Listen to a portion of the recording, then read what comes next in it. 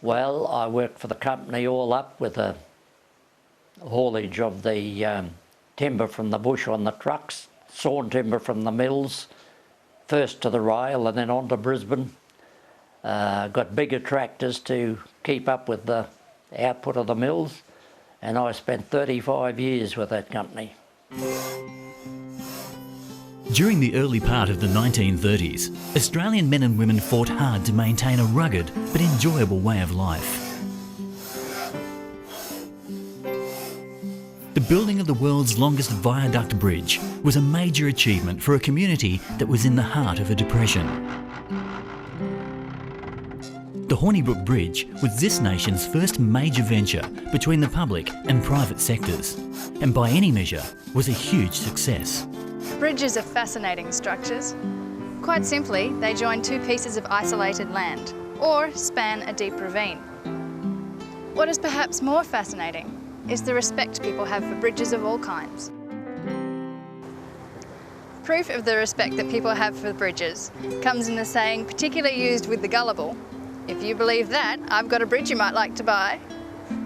This saying originates from the 20th century con artist George C. Parker, who allegedly sold the Brooklyn Bridge numerous times to naive investors. The Hornibrook Bridge may not have been sold to a gullible public, but it still has the same mystique. Constructed between 1932 and 1935, the Hornibrook Bridge is one of the first road toll facilities in Queensland to be authorised by a special Act of Parliament. It is notable as a major public work constructed by private enterprise at a time of great economic depression in Queensland. The bridge was the major impetus for the development of Redcliffe.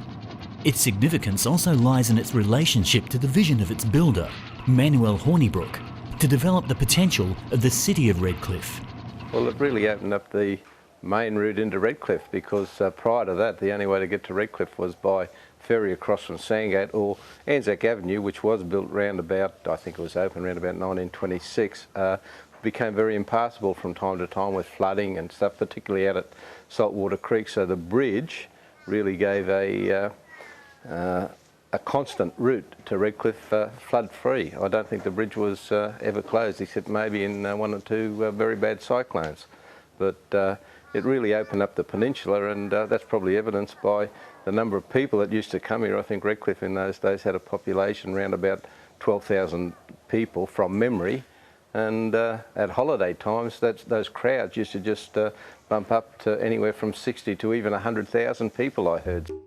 Prior to the construction of the Hornibrook Viaduct, the Redcliffe Peninsula was accessed by ferry and road. Road transportation was of great concern to the residents of the Redcliffe area. During times of wet weather, the Redcliffe Road, running via Petrie, frequently became impassable to vehicles.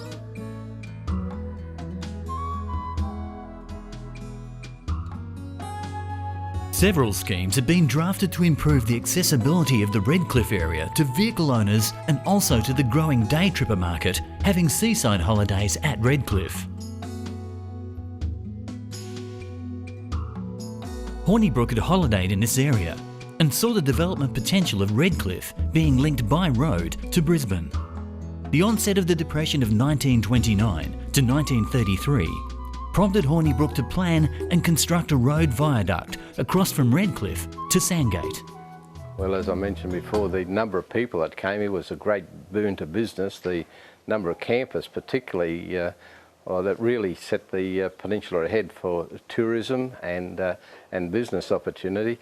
They had, I can remember seeing photos of campers. They used to camp the whole of the way around the peninsula, from Clontarf and Woody Point to Scotts Point, Margate, Sutton's Beach, Redcliffe in front of the police station, out to Scarborough in front of the Scarborough Hotel, and even out to Reef Point. So there was thousands of people there, but on top of that, it opened up opportunities for employment, because you had maintenance people, of course, with the bridge. You had toll collectors, and there was even a new bus service started, which was the Hornibrook bus service. M.R. Hornibrook was a dynamic man, one of those people destined for greatness.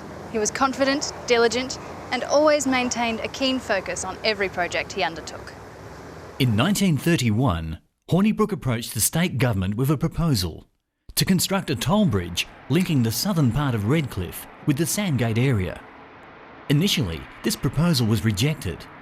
After further consultation with the state government, an Act of Parliament was pushed through, allowing for the involvement of private enterprise in the construction of toll facilities. I believe Hornibrooks themselves decided they needed good quality timber, and they found it around Kilcoy and Jimna, and I think they just contacted local timber cutters there, and they were lucky. They were there cutting at the time. Oh, well, I think at the time the timber cutters used to get $1.100 to cut the timber, and I think it was 4 bob 100 I used to get to snig it. So that'd be, work that out in your modern day, Carl. And your month's work would finish.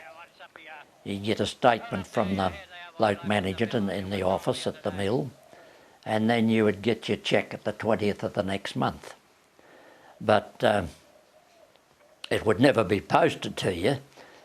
If you were missed out when they brought the pays up to the mill for the mill staff, well, it might be a week over or something like that before you got your cheque for the next. Dad's name was Frederick McEwen, and he was born in Kilcoy, or not in Kilcoy actually, Monsondale.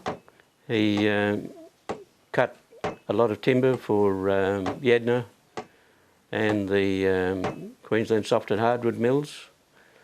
Eventually he got into, when the Hornibrook Bridge was being built, he got into cutting the girders and that sort of thing, and the story is he cut about 80% of them. Work officially commenced on the project on June the 8th, 1932, but its first 18 months' progress was limited due to a lack of finance. The entry portals at either end of the bridge were completed in early 1933, but the continuing depression forced Hornibrook to find additional funds to achieve the planned 1935 completion date. Finally, a major flotation was supported by a £100,000 loan from the AMP Society, a loan that was guaranteed by the state government. Over 2.5 million super feet of timber was needed to provide girders and decking on the bridge. 2 sawmills were bought specially to process timber from the Mount Mee and Conondale ranges, and 250 timber getters were employed to cut the required amount of timber. Yeah, well, Seth Skinner was, he was one of the major timber cutters up around Jimna there for many years, but he decided to give it away and go into buses, and he spent many years with his bus line, but he passed away a few years ago. Other than that, I don't know a lot about him, but he used to tell a few stories about different ones that worked up around there, and one fellow in particular who went to Mr. Hornibrook and asked him if he had a job for him, and he had an old flat top truck. And Hornibrook told him if he could get about 4 girders on the truck, and that he could bring them back from Jimna to the bridge. So he found his way up there, and they loaded 4 girders on there for him, and when they went to tie him up, he only had a 1/2-inch rope, so the other fellas up there decided that wouldn't hold those girders on there, so they loaned him some chains and that, and they sent him on his way. But he got to the first hill, and the truck wouldn't go up, so they had to unload 1 girder. So anyhow, he got over that one, and then he got caught on another one, and he had to unload another girder. By the time he got down to Yedna, he only had 1 girder, and so he offloaded that. He reckoned it was no good going all the way back to Hornibrooks with 1 girder, so he offloaded that, and the other chaps from up at the loading dock, they got down to Yedna and found out he'd discarded all the girders, and their chains weren't there, so that they'd loaned him. So they thought he was a bit of a lousy scumbag and called him that, But when they got down to Kilcoy with their loads, they found that he had left the change with the local storekeeper, so they decided he wasn't too bad a bloke after all. But he never got any girders, he never came back. Concrete was supplied from the QCL works at Darra, with the two portals being the first significant structures in Queensland to use material from this source. The last plank on the viaduct was spiked into place on September the 7th, 1935. The bitumen road surface was laid in less than 3 weeks, setting an Australian record. The construction of the bridge was similar to other bridges in Queensland, but when it was completed, it was the longest road viaduct built over water in the southern hemisphere. The Hornibrook Highway Bridge is 2.6 kilometres long.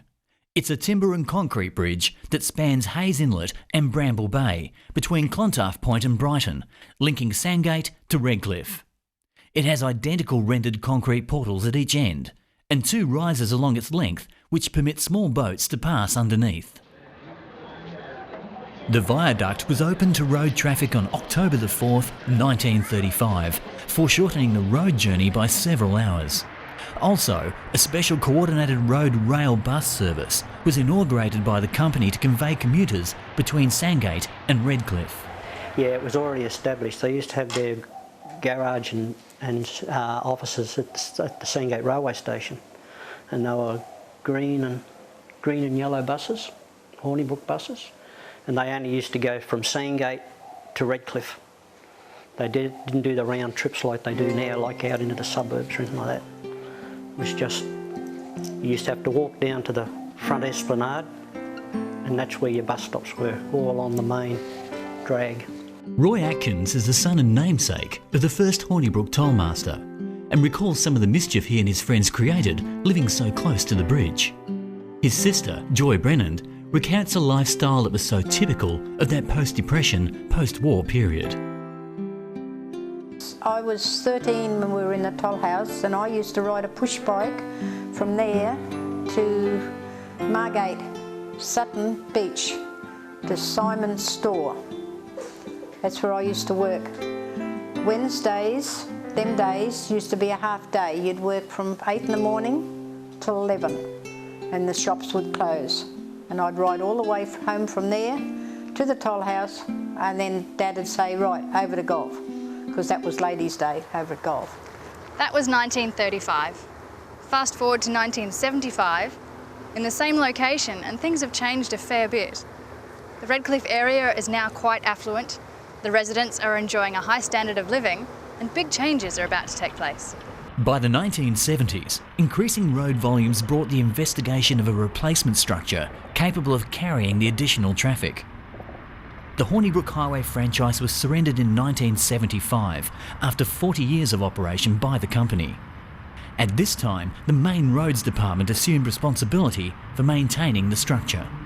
The Hornibrook Highway was a major catalyst in accelerating the urban development of the Redcliffe Peninsula and its surrounding areas.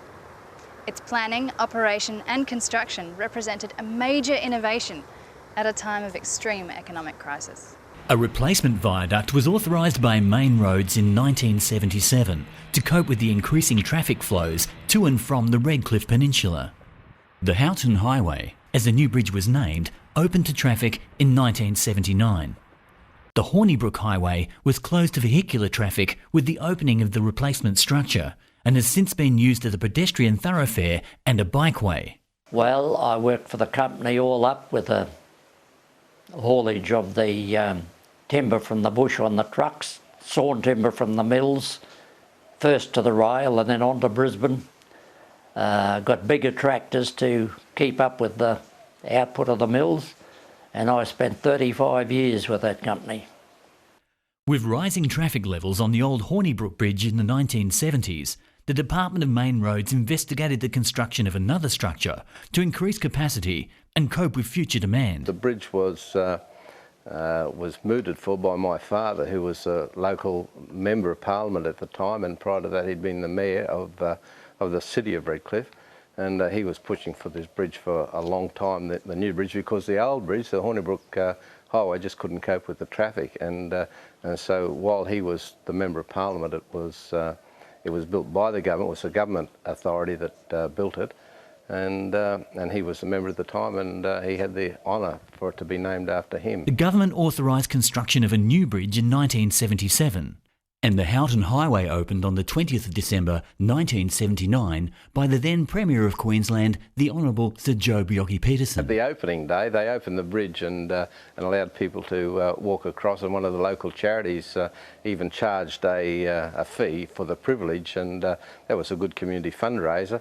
But I can remember my mother got there early, naturally, for the opening of the bridge, and which was at the Brighton end, or the southern end, and they had all the official seats there, and there was a gentleman sitting in the front row, and she was a bit perturbed to see that someone is sitting in the front row, and she walked up to him and she said, "Oh, excuse me, sir," she said, "but I think you'll have to sit down the back because these seats are reserved for the official guests."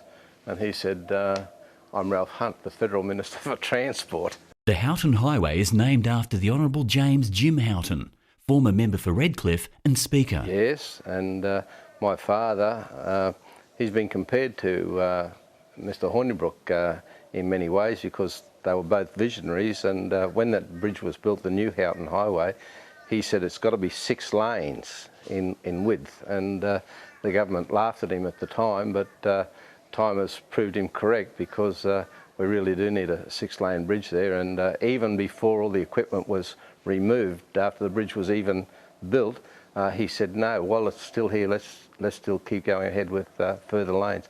And that was proven within another 6 months after the bridge was built. It was 3 lanes, 2 each way and a stopping lane.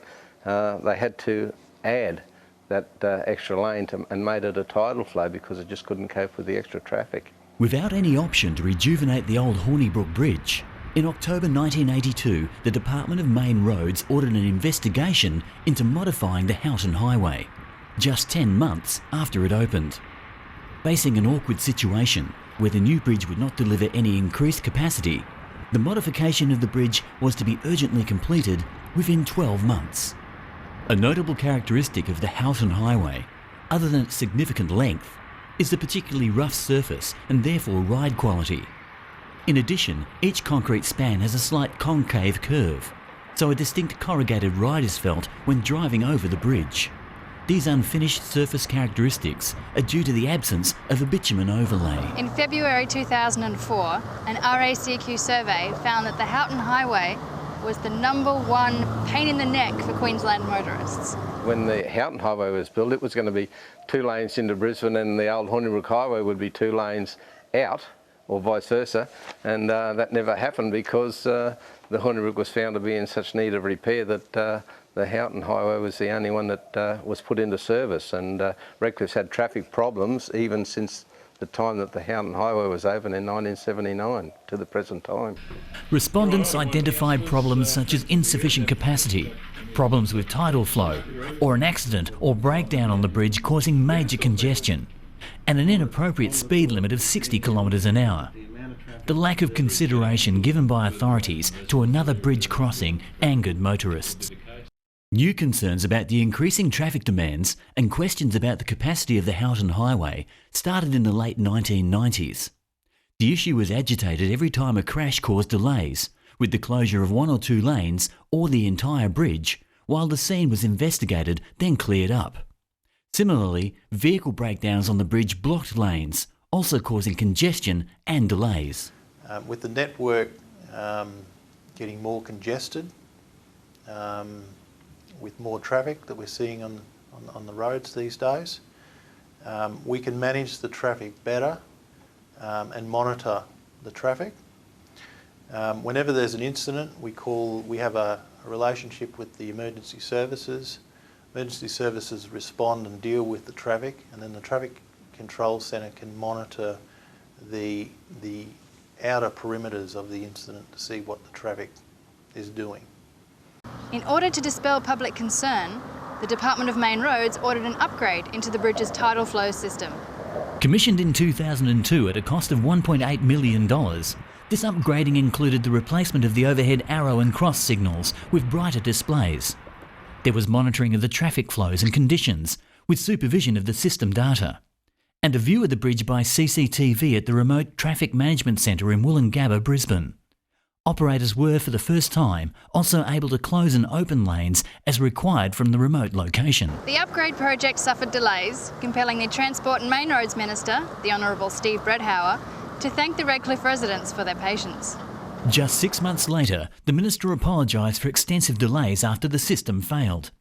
A council contractor cut both the main and backup power supplies to the tidal flow system just before 10 o'clock in the morning. Evening peak hour traffic was severely disrupted and banked up for several kilometres as the bridge fell into safe mode. There was just one lane open in each direction for over 10 hours until Energex reconnected the power at 8 p.m. If there's a major failure with the system, Main Roads has got plans in place that if we lose the control system totally, we can put physical devices in. Generally, you'll find that it'll either be one half of the bridge that will go into failure mode, where we can maintain one half of the bridge open, which still may require some physical devices to go out, but we've got that in the planning and we can make that happen very responsibly. Okay, the system's designed, if it does go into failure, we call it a safe mode, where the centre lane will be disabled and you'll get no vehicles allowed to drive on the centre lane until the system has been rectified. Continuing disquiet about the bridge and calls for it to be duplicated or replaced were persistently rejected by the government. However, within 3 months, the Queensland Premier, the Honourable Peter Beattie, issued a statement announcing a study into when a new Redcliffe Bridge might be built. A reason for this change of position included campaigning by the Redcliffe City Council and a study they commissioned into the duplication of the bridge. Well, I think everybody on the north side of Brisbane will be main beneficiaries. You should see the number of cars that come through Redcliffe and the peninsula from properties further out north, you know, from Deception Bay, Marumba Downs and Caboolture areas. People come down there because the main highways are getting choked, and they use Redcliffe and the highway, for want of a better word, as a rat running exercise. So if the bridge is, the new bridge comes into being, a lot of that traffic will not be bogged up on the, or clogged up on the Anzac Avenue, but that traffic will move much freer, and I'm sure it'll service all of those parts in the north of Brisbane, not just Redcliffe, but it will be a big boon to Redcliffe at the same time. Also, the powers to be would have been aware of a community frustrated by the apparent lack of interest in the matter by the state government. The duplication of the Houghton Highway has now been announced and is a carbon copy of the existing bridge. Like the original intention when the bridge first opened, it will incorporate a shared pedestrian and cycling footway. This time, however, it is to be separated from traffic by a concrete barrier, thereby being much safer. The actual construction of the bridge will only take 2 years. We needed the extra year up front to design it and also to consult with the community to make sure that it meets all of the stakeholders' needs. The contract will actually be awarded late this year, that's 2007, for construction starting either late this year or early 2008. But the actual bridge will be open to traffic at the end of 2009. The existing bridge will be converted for 3 lanes of southbound traffic, with the new bridge carrying northbound traffic. Engineering standards have changed a great deal since 1932. We build bridges for heavier loads and we build them for safer operating conditions. So there will always be a difference between something built in 1932 and something built now. The biggest differences are in the materials that are used for building the bridge. The existing Hornibrook Bridge is built from concrete down in the substructure with timber superstructure on top, some 12 million super feet of timber. The existing Houghton Bridge and the new duplicate are both built predominantly from precast concrete, which is much more able to stand up to the harsh marine environment. The other things that are different is the height. The existing Hornibrook Highway Bridge is quite low. The Houghton Highway Bridge was lifted up a little more, and the new bridge will be 5.4 metres higher than the original Hornibrook Bridge. Things that have changed since then also are the available technology. We're able to build longer spans, so we need less piers in the actual bay. In terms of the similarities, they're both round about the same length. The new one will be slightly longer. And the construction techniques that were used back in 1932 haven't changed a whole lot to today. Just in relation to things that have happened in Redcliffe since the highway, the Hornibrook Highway, was opened, as I say, it became a lifeline really to Redcliffe, and council used that lifeline in that we never had a water supply in Redcliffe. Now Redcliffe has a water supply, and a lot of it comes from Brisbane across the highway. You know, there's water pipes underneath the Hornibrook Highway, and with the development that's gone since then, it really did open up Redcliffe. Mr. Hornibrook, he had a lot of land at Clontarf, which when the bridge opened, he sold that land at Clontarf. He had acres and acres of it, and he sold that land to form the first Peninsula Golf Club, and I think he sold it for something like about £1,450, which is quite a very, very cheap sum. Some people that have come to here for a visit, which might have only been for a week or two, they've stayed, and some of those people are now generational. They've been here, their kids are here, their grandkids are here now. They just stay, and Redcliffe's a community like that, it has bonds. My family, for example, has been here since about 1880s, and I should be rich, but there's more to life when you come to Redcliffe than trying to amass money, because it's a lifestyle, and it's the lifestyle that really gets people. The old bridge is now experiencing problems of decay, including the cracking of the decking surface caused by rotting planks, the corrosion of steel in the concrete piers, and white ants in the girders. A third bridge is to be built beside the current concrete structure in order to cope with current and future traffic flows. Sadly, as with the cycle of life, the Hornibrook Bridge will be demolished, and yet another phase of history will pass. The Hornibrook Bridge is a monument to public and community enterprise, and of special pride to the people who live in the district. This is despite the delays and procrastination in the approval processes. Are major public projects that involve the whole community a thing of the past? Will we ever again see great projects like the Hornibrook Highway or the Story Bridge? Ponder this thought. Do you really care? And if so, what are you going to do about it? We posed that question some years ago, and now in 2011, the Hornibrook Bridge is being demolished. We spoke with Queensland Main Roads Minister Craig Wallace. In October 1935, an historic piece of infrastructure was opened in Queensland, our original Hornibrook Bridge. In those days, it cost about 10 cents to cross that bridge in a car and 5 cents in a motorbike. How times have changed. We've got our brand new Tedsmouth Bridge, $315 million. That was opened earlier this year. A lot of people say to me, what are we doing with that old original structure from 1935? Unfortunately, we've got to pull down most of it. It's far exceeded its life expectancy. A lot of it's treated with arsenic and would pose a danger to that local community.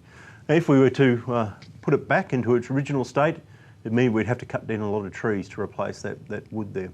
So we're pulling down most of that structure to make it safe, recycling what timber we can for some of our bridges right across Queensland, and there's some very good timber there that we'll put to use.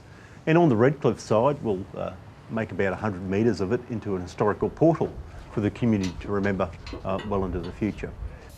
Given responsibility for the deconstruction of the Hornibrook Bridge is Greg Taylor, Managing Director of Ironbark Demolition. Juanita Grayson asked him whether he expected any opposition from the local community toward the demolition. In the course of the demolition, you may come across some opposition to the project. How would you deal with that? Well, the public, if understand how deteriorated it is, it's not possible to retain it as it is. Certain components will be retained. Obviously, the portals here, very significant, and but due to the poor state, it's become dangerous not only to the public on top of it, but anyone that happens to pass underneath it in a boat. There's actually components just falling. It's just not feasible to rebuild, and the trees simply aren't around. If it was to be reconstructed in a similar way, the timber is simply not there anymore.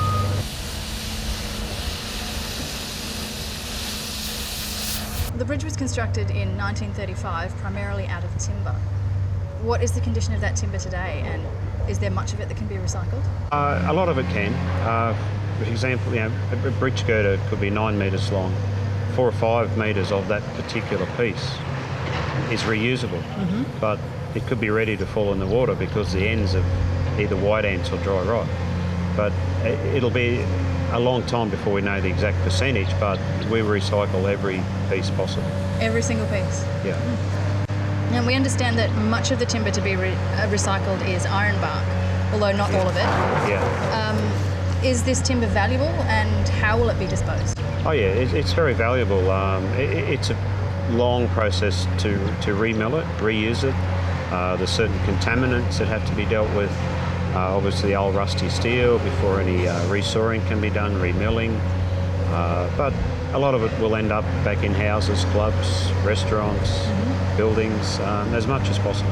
And do you cut any of it on the bridge while you're there? No, we actually dismantle the whole bridge without a chainsaw.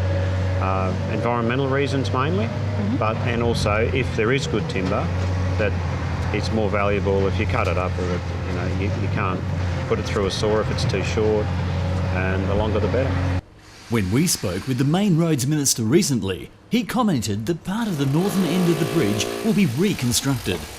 How will that come about? Given that the state government has recognised that the Hornibrook Bridge is a significant local landmark, will there be any part of the bridge that is left to the community for posterity? Yes. There's actually we're finding the best of the best components for reconstruction. There'll be 9 spans rebuilt to look as constructed back many years ago. There is also, obviously these portals will stay, some fishing platform, and there's other parts that will be there for display for the public. Obviously, the demolition of a bridge of this size, one of the longest in the Southern Hemisphere, requires detailed planning. Greg Taylor explains the complexity of that planning and the time devoted to organising deconstruction, particularly the environmental issues. How much of a challenge has it been? Massive. 3 years in the planning. Wow. And I believe we've got a system in place, but it has a major challenge to get here. Machinery fine-tuned over the years, and we've had to get the exact equipment. And the environmental side of this, we knew it was always an issue, so we've come up with a design that we just simply don't drop anything in the water. Everything is caught. That is good. The Hornibrook Bridge is almost 3 kilometres in length. How long will it take to demolish and complete the project? 10 to 12 months. It's weather prevailing and a few other things, but we feel we'll be okay with that. And with similar landmarks that have been demolished, there has been an opportunity for the general public to purchase a small part as a memento. To your knowledge, will that happen with the Hornibrook Bridge, and how will it eventuate? Yes, it can. The timber will be, it's dealt with through Australian architectural hardwoods, mainly because of the contaminants. What will be for sale will be free of contaminants and either ready for someone who wants to make a piece of furniture or have a new floor in their house. Steel-wise, we'll have, if someone wants their fence to come from the old bridge, that's fine. Some of the concrete's already gone out west to Roma to use under a new house. Each of the major components from the bridge has a significant recycling value. Very little, if any, product goes to waste. We would love to have kept the old bridge, the old Hornibrook Bridge, but one, it would have been very, very expensive to bring it back to a state of where people could use it safely. It would also meant that we'd have to cut down many, many trees to replace those timbers.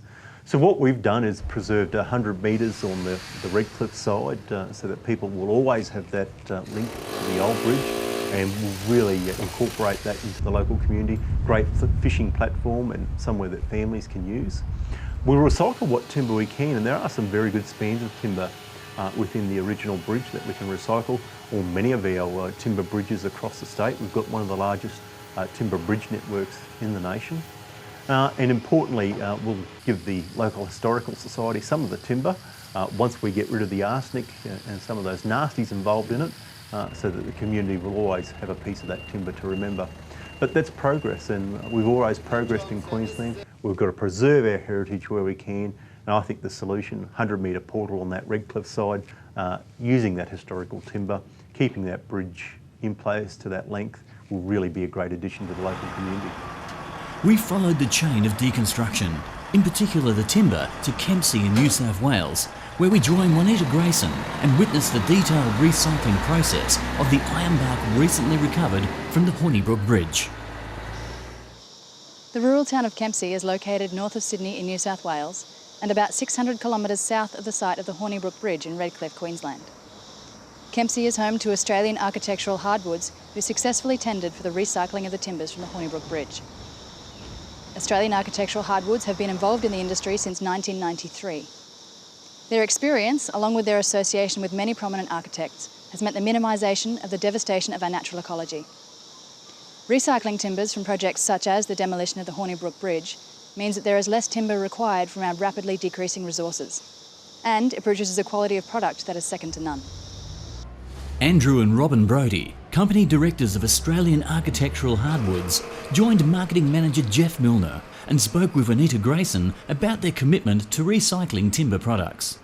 We asked how and why they became interested in this process, and in particular the Hornibrook Bridge demolition. Well, I'm told it's the largest, was the largest timber viaduct bridge in the Southern Hemisphere. Now that's quite a statement. We really didn't know what we're getting into until the stuff started turning up, and our eyes really opened up because it's turned out to be all Class 1 timbers. Class 1 is the most durable, it's a durability rating, and the material was all ironbark and tallowood, which are probably the most sought after and premium hardwoods in Australia. And there was nothing else, it's all grey ironbark and tallowood. And so that was wonderful, and the volume was fantastic, so we have continuity of supply. We can produce a standard section that people can buy and put into their future homes.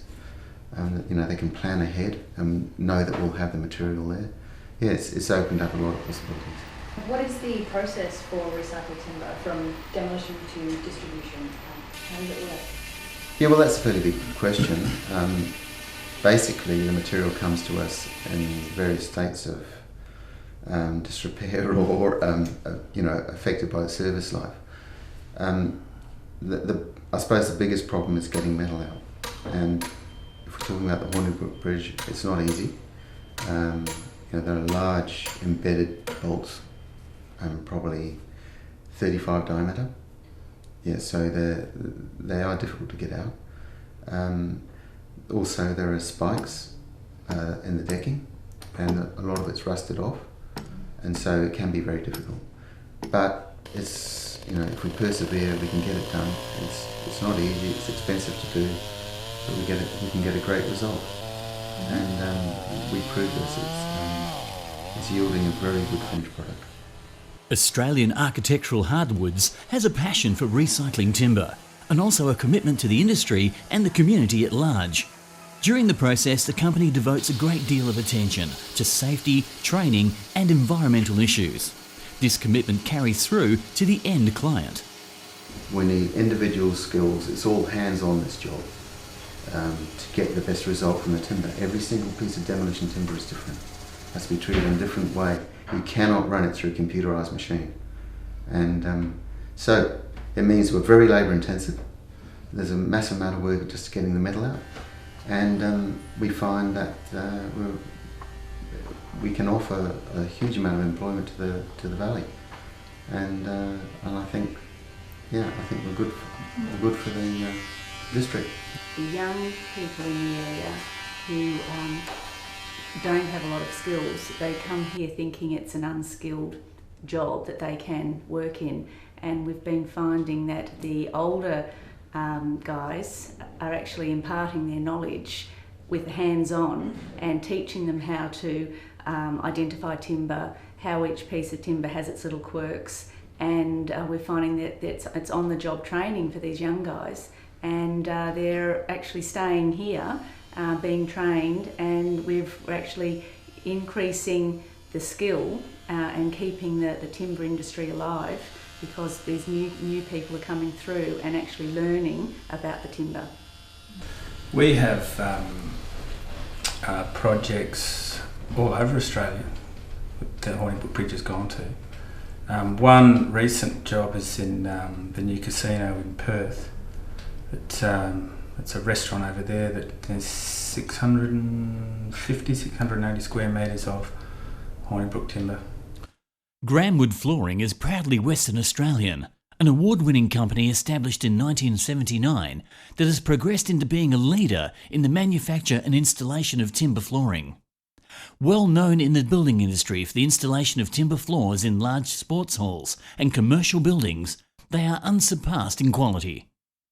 With another innovative project, Grahamwood Flooring refurbished the Rockpool restaurant at the Burswood Casino, Perth, using recycled timber sourced from the recently demolished Hornibrook Bridge in southeast Queensland. Spokesperson Jamie D'Souza explains. It was chosen firstly for its colour. The owners were looking for a certain type of colour. Also the splits and all the age look. It's got bolts, holes and all that sort of stuff in it, which is a feature, just to make the floor look even better. The timber is a tallow wood, which is very, very hard, so that's what they needed for a restaurant. To us, it's important as much as the client wants it. They want to have this the recycled timber, and that way, because the wave of people that want this now is getting very, very, very high.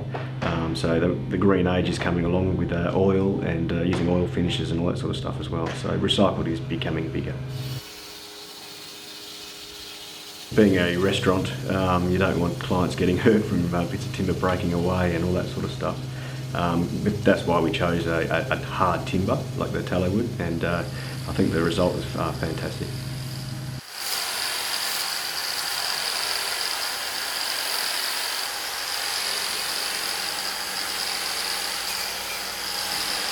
How much timber are you going to extract from the bridge? Roast is about 5,000 tonnes of material.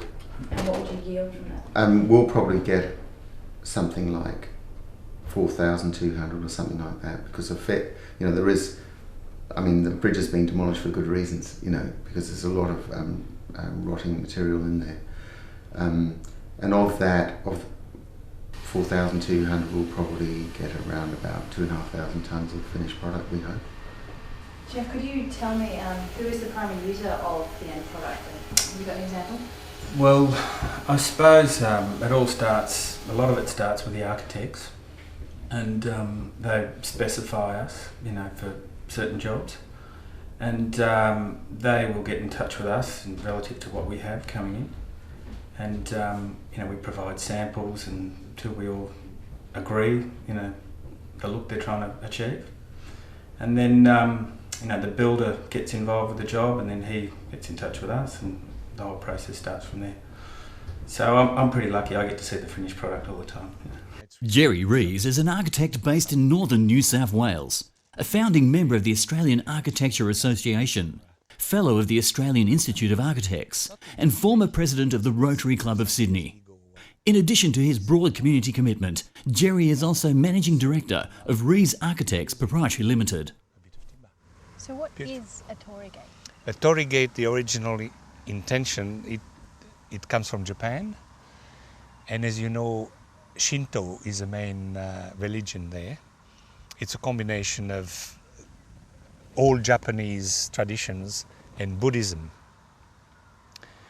And birds are sacred in most Buddhist countries, in particular more so than the rest of the animal world. And this very structure, the Japanese had actually roofs that came out for about 1 meter out. And that's where all the birds were supposed to roost. Ah. So it was a sacred birds to be close to the temple and roost and be happy. The structure of the property in Nashua, bought in 2008, was brilliantly planned by others, but a harsh and cold statement executed in steel and straight forms.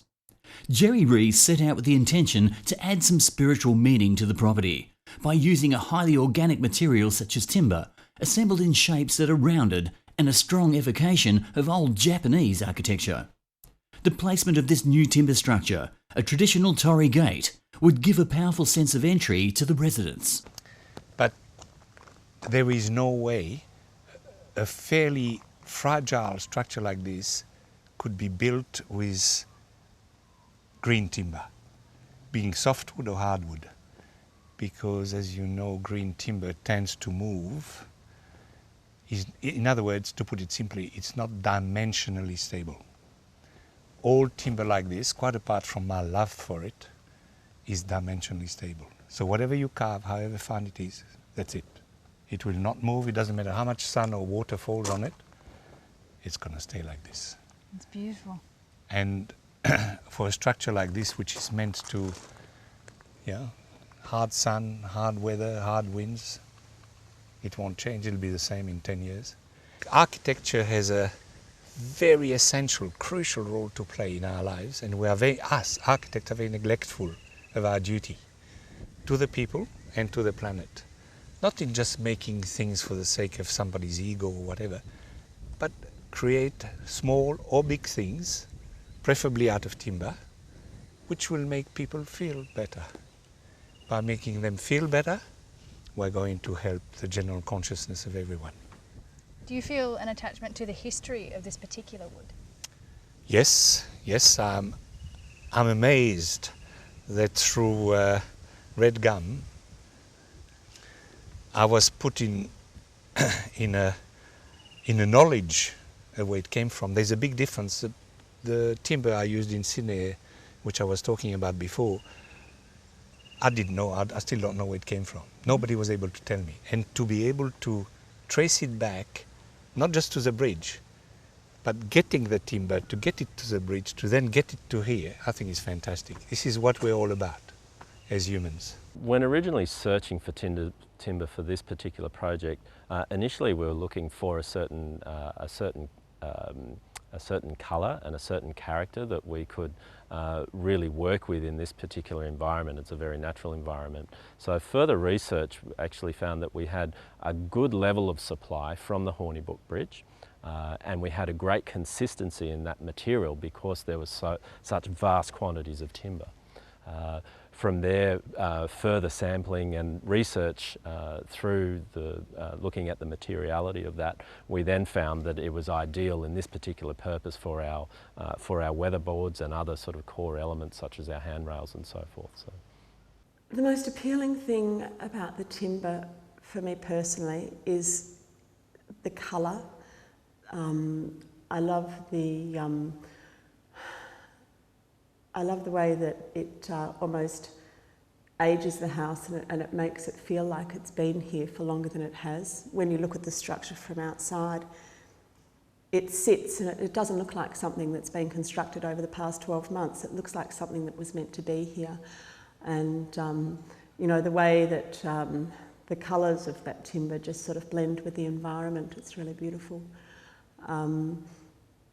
And I suppose I'm excited to use ironbark because of it being a hardwood.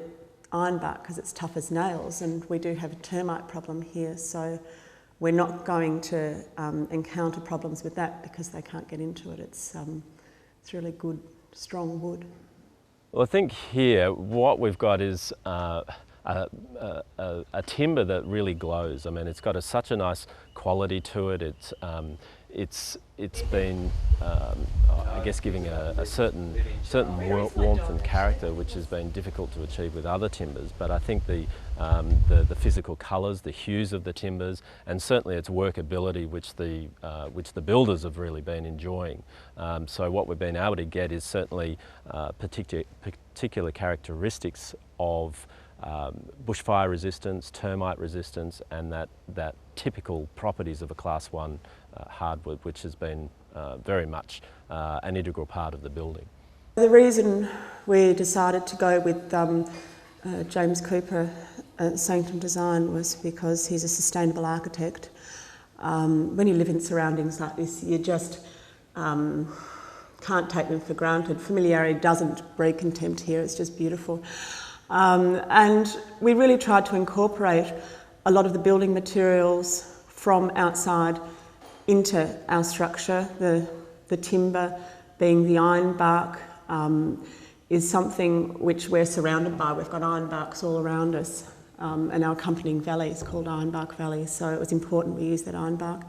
The sandstones from a local quarry which sits within the valley itself, and with the hydronic heating, which, you know, just we can burn the timber from the valley that's fallen, and you know, we just really love the fact that we were able to live in a modern, contemporary home that also offers sustainable elements.